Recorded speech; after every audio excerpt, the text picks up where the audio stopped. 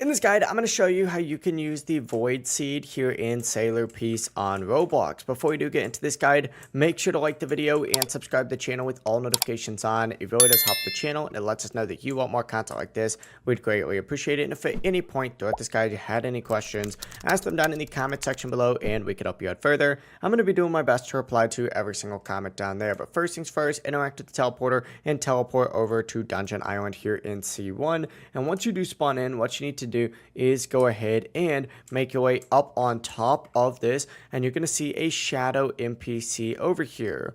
Walk over here, and as you can see, you can use 8 void seeds right here in order to go ahead and get the shadow stuff right here. That's actually the full process right here. If you guys had any questions, ask them down in the comment section below and we could help you out further. I'm going to be doing my best to reply to every single comment down there. Before you do leave this guide, make sure to like the video and subscribe to the channel with all notifications on. It really does help us out and it lets us know that you want more content like this. We'd greatly appreciate it. Have a great rest of your day though.